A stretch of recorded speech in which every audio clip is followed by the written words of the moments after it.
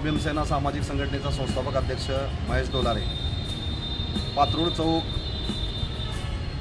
गुलाम पैलवान हॉलच्या पाठीमागे ज्या ठिकाणी सोलापूर महानगरपालिकेची जे आरक्षित जागा होती त्या जागेमध्ये अनेक दलित समाजाचे कुटुंब या ठिकाणी राहत होते। त्यांना महानगरपालिकेची कारवाई करून बेकायदेशीर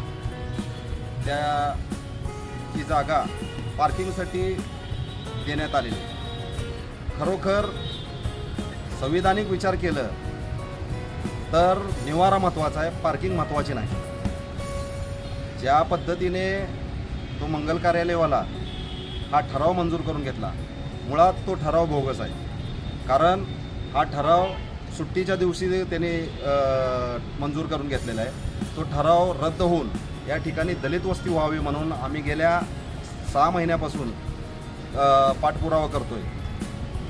आम्हाला असा प्रश्न पडतोय की पैशाच्या जोरावर यांनी काय पण करतील आणि या ठिकाणी सोलापूर महानगरपालिकेच्या अधिकाऱ्याला हाताशी धरतील तर हे कदापि खपवून घेणार नाही। हा देश संविधानाने चालतो, हा कायद्यावर चालतो। या ठिकाणी जर दलित वस्ती मंजूर नाही झाली तर 1 मे दिवशी कामगार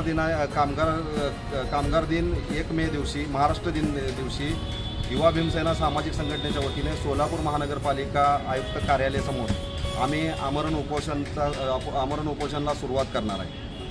आज ज्या पद्धतीने तो ठराव मंजूर झाला, आमचा असा प्रश्न आहे सोलापूर महानगरपालिकेला की दाट लोकवस्तीमध्ये पार्किंग कसे काय देऊ शकतो आणि त्या ठिकाणी आमचा असणारा जो प्रतीक त्या ठिकाणी ते झेंडा आणि तिथं कट्टा तिथं निर्माण होता।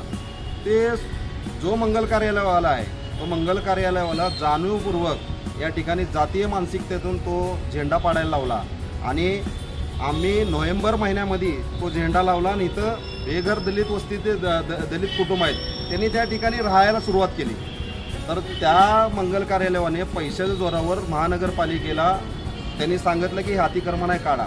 मुळात तो स्वतः एक अतिक्रमण केलेलं आहे। त्यांनी त्या मंगल कार्यालयाच्या पाठीमागं पूर्ण किचन अतिक्रमण केलं आहे। तेही सुद्धा कारवाई झाली पाहिजे, अन्यायता आम्ही येणाऱ्या 1 मे दिवशी या ठिकाणी आमरण उपोषणाला आम्ही सुरुवात करणार आहे। तरी माझ्या सर्व या ठिकाणी सोलापूर येथील सामाजिक संघटनेला व आमच्या समाज बांधवांना या ठिकाणी मी आवाहन करतोय की आपण या आंदोलनाला पाठिंबा देणं गरजेचं आहे। कारण 16-17 घरं या ठिकाणी उद्ध्वस्त करून ते बेघर झालेले आहेत, त्यांना निवारा महत्त्वाचा आहे। त्यामुळं समाजाची ताकद आपण या कुटुंबाच्या पाठीमागे लावावी अशी या ठिकाणी मी सर्वांना विनंती करतो। ते गुलाम पैलवान मंगल कार्यालय हे अतिक्रमणात आहे, तिथे किचन अतिक्रमण आहे। त्यांचं असं म्हणणं आहे की तो महापालिकेने ठराव केलेला आहे, आम्ही कायदेशीर ते जागा घेतलेली आहे महापालिकेची, आम्ही महापालिकेचा महसूल दिलेला आहे, त्यांना ते पैसे भरलेले आहेत। तर आपण कसं म्हणू शकता किंवा हे चुकीच्या पद्धतीने झालं?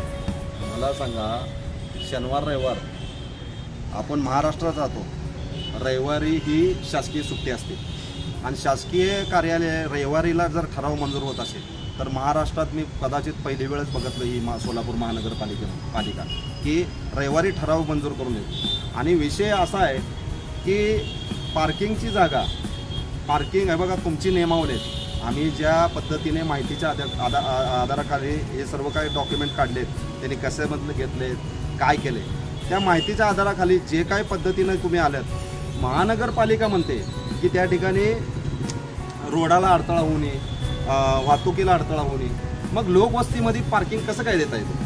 हा आमचा मोठा प्रश्न आहे। तुमच्याकडे काय कागदपत्र आहेत का किंवा हे चुकीचं ठराव झालेला आहे? सर्व काही कागद आहेत, पार्किंग चुकीच्या जागेत दिलेली आहे, सर्व आहेत, सर्व माझ्याकडे पुरावे आहेत। काय पुरावे तुम्ही दाखवा, काय काय आहे तुमच्याकडे? व चुकीचं आहे, पैसे भरले नाही भरले? पैसे भरलेत हे बघा, त्यांनी सोलापूर महानगरपालिकेला महसूल पाहिजे, महसूल आम्ही सुद्धा भरायला तयार आहे।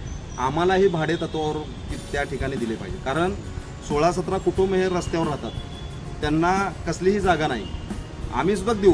यांनी एवढं मोठं या ठिकाणी मंगल कार्यालय उभा केलं आहे, समोर पार्किंग आहे, मग जातीय मानसिकतेतून म्हणावं लागेल ना।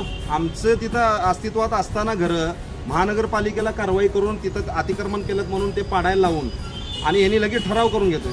आता तुमची पुढची भूमिका काय असणार? 1 मे दिवशी आमची पुढची भूमिका यांना दाखवून देऊ. जर सोलापूर महानगरपालिकाचे आयुक्त, महापौर यांनी जर हा ठराव रद्द करून, कारण हा बेकायदेशीर आहे, कायदेशीर असलं तर आम्ही म्हणणार नाही, बेकायदेशीर आहे. कारण रविवारी हा ठराव झाला आणि घरं महत्त्वाची आहे, तिथं पार्किंग महत्त्वाचे नाही. लोकवस्तीमध्ये पार्किंग कसं देऊ शकतात असा आमचा प्रश्न आहे.